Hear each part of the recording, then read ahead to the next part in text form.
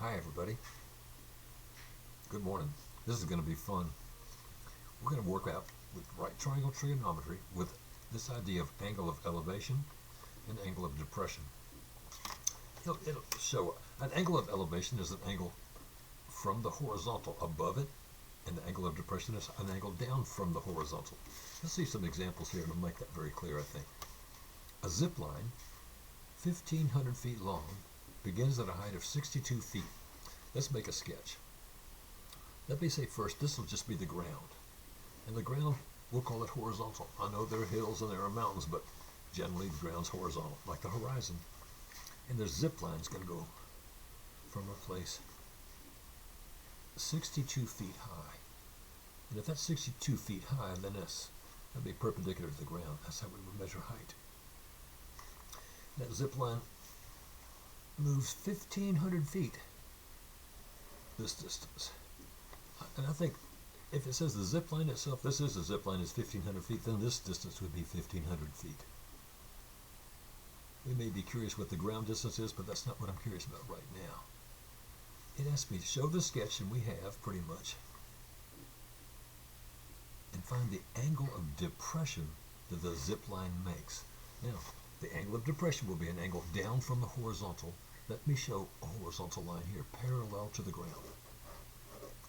And we care about this angle here. Let's call it theta.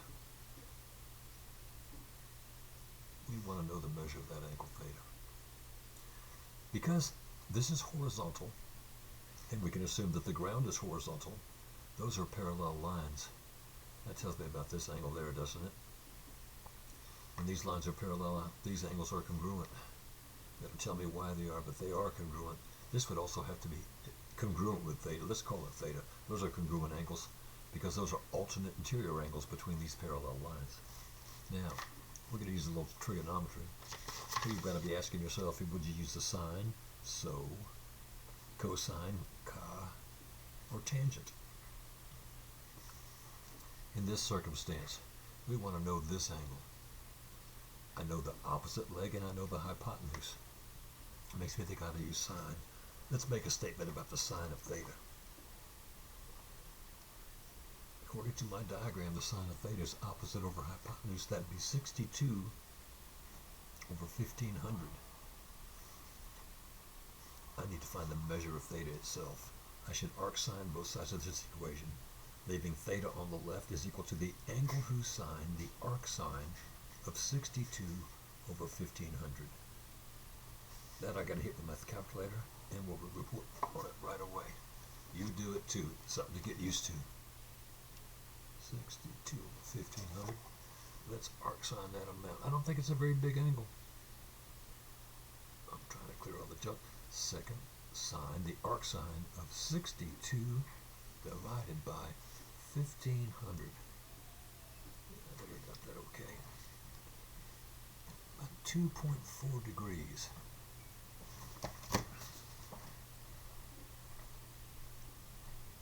2.4 degrees is our angle of depression. That's the angle we find for theta, but that would be also our angle of depression, an angle down from the horizontal.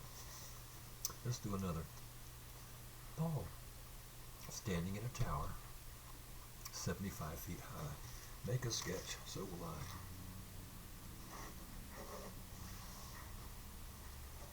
Might be a medieval tower, I don't know. But Paul's up there, waving to his friends. We're going to find angles of depression, I think. I'll show a line parallel to the ground. This is Paul. But here comes Robert and Quincy. Robert at an angle of 8 degrees and Quincy at an angle of depression as he sights toward Robert and Quincy. Make one a little further away.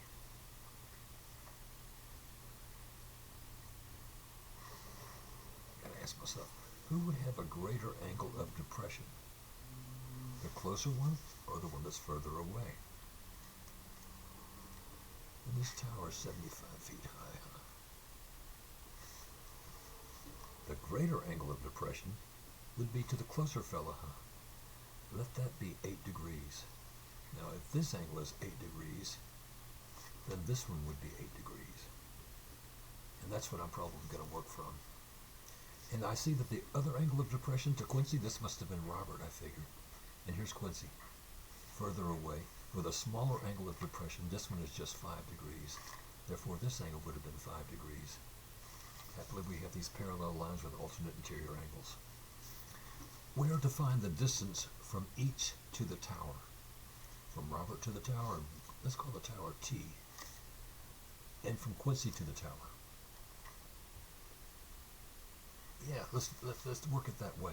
I wish I knew this adjacent length. I don't really care about the hypotenuse in either case, but I do care about the opposite. They'll be opposite and adjacent, as I work with this angle. And opposite and adjacent, got to be tangent. Let's make a statement about the tangent of 8 degrees.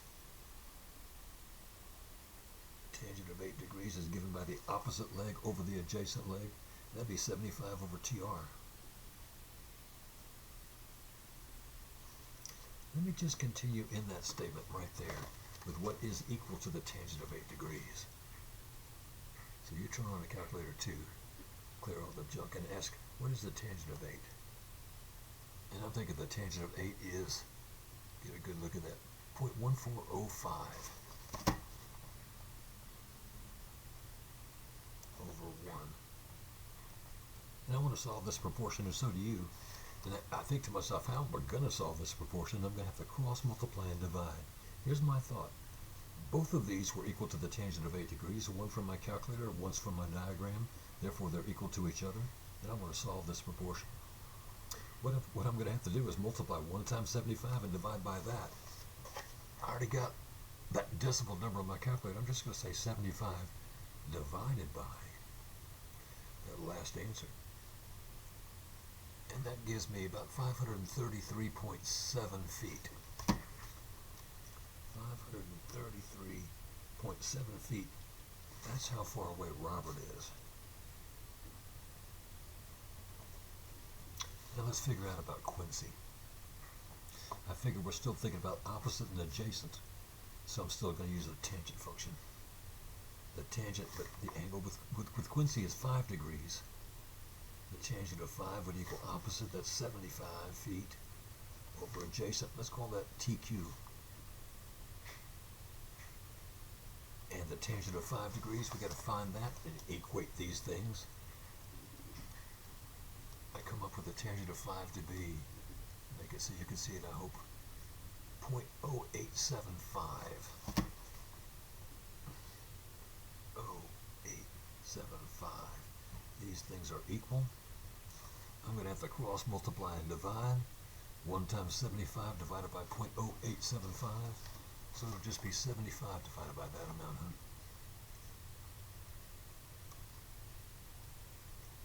And I'm getting that to be 800 and, I can hardly see it, I'm sorry. 857.3. Yep. 857.3 feet. That's the distance to Quincy. Now, it does ask us the distance between Robert and Quincy. If this distance is 533 feet, and this distance is 857.3 feet, I guess that distance between these two fellas, RQ, Robert Quincy, or I call it QR right there, I guess that'll be okay. Must be the difference between these two lengths, huh? You calculate that too, see if I get it right. 857. I make mistakes. 0.3 minus 533.7.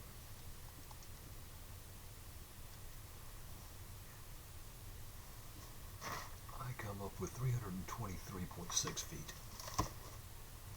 323.6 feet. Let's play some more. Abel and Beth are on either side of a tall coconut palm. Well, let's make a sketch.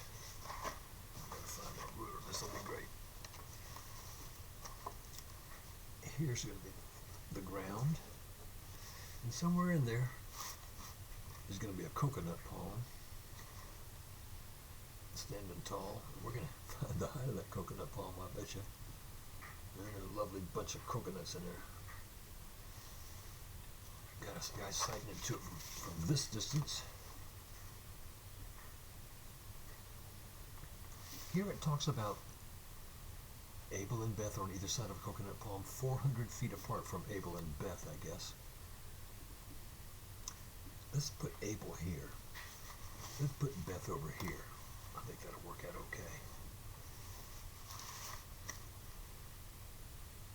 And this is the palm. Let's call that just P for palm up there.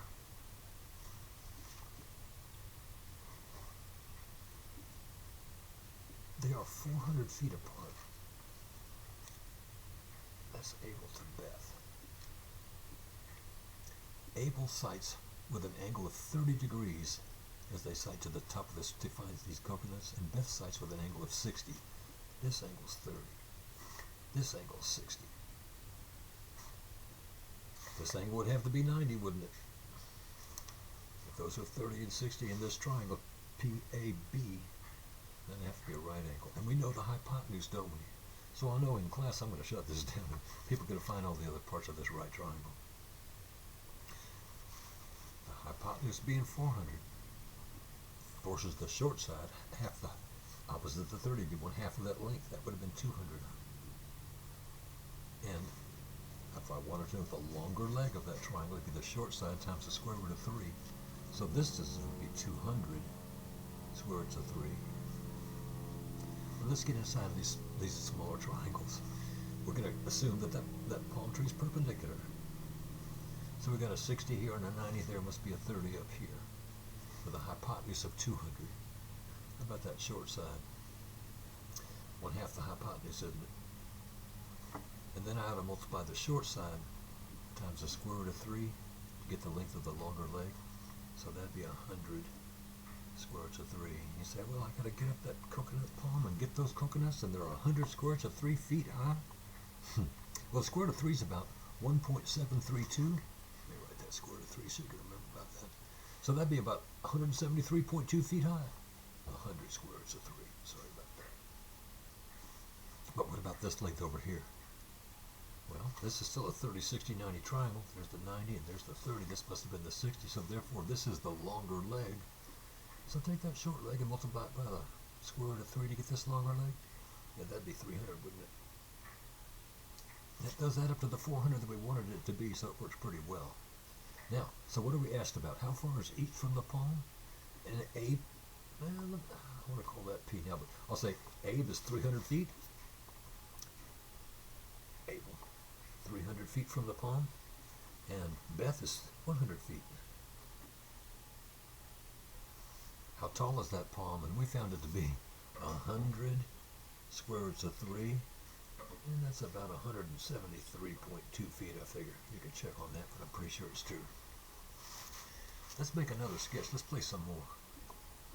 I bought a new treadmill. I didn't really. But if I did, and it could change the angle of elevation, find the height of the higher end at 4, 8, and 12 degrees of elevation. That doesn't make any sense to me till I make a sketch. Let's make this be the horizontal first. And I got a treadmill. Something like this, I guess. It's got some bars, I guess, so I can hang on, but we're going to talk about this height perpendicular to the ground. Let me get that right. We're going to care about that height. We're going to care about this angle. Just so we can talk about it quickly and easily, let's call this angle alpha. I understand that the treadmill is 60 inches long. This would be the distance that is 60. Find the height when there's an angle of 4, 8, and 12 degrees. When this angle, the angle of elevation, the angle up from the horizontal, is 4, 8, and 12 degrees. We're going to find this length. I'm going to call it HT for height over here. We've got to think what I use, sine, cosine, or tangent. I do know the hypotenuse, don't I? I wish I knew the opposite side. let's let this angle be 4 degrees first. Opposite and hypotenuse. Yep, we gotta be thinking sine. I'm gonna write small. I try to, and say the sine of 4 degrees is equal to the opposite. I'll call that HT over the hypotenuse 60. I'm going to then ask my calculator, hey, what is the sine of 4 degrees? And just write a continuous statement there. Sine of 4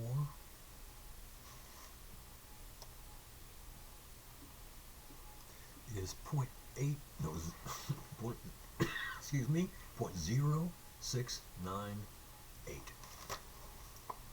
0.0698 over 1. What do you got to do to solve that proportion? I wish I knew the height. Maybe you can't read my writing, but you should be able to figure it out because you wrote it yourself. That's 60, wasn't it? So 60 times that same number, huh? I got that number on my calculator. I'm just going to multiply it times 60. So I declare that would be 4.19 inches. 4 degrees gives me 4.19 inches. Pretty close, huh? And then to the same number. What about had it been an 8-degree angle? Figure we're still going to use sine. I'll make a statement about the sine of 8 degrees. Had this angle been 8 degrees, I wish I could have known that height. The sine of that angle is given by the height over 60 equals height over 60. I'm going to report the sine of 8 degrees. The sine of 8 degrees is 0.1392. You should be finding it also. Over 1. I'm going to figure out when it's 8 degrees, what would the height have been by solving this little proportion. 60 times that number, 0.1392. I've got that number on my calculator right now. I'm just going to multiply it by 60. And I find that to be 8.35.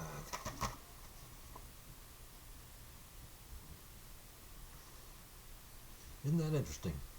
At an 8-degree angle, it's 8.35 inches when a 4-degree angle was about the same, isn't it?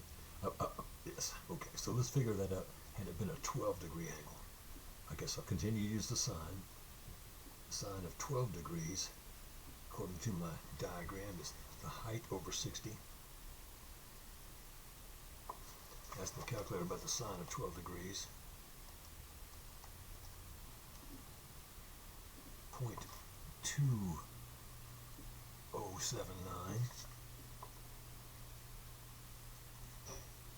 times that with 60, huh? And I come up with about 12.47. 12 degrees gives me 12.47, almost linear, isn't it? Really, really close relationship there. Now, is the change in height the same for each 4-degree change in elevation? Very, very close. We'll see how close they are. I think they're pretty close. What is the difference in the first 4-degree change between 8.35 and 4.19?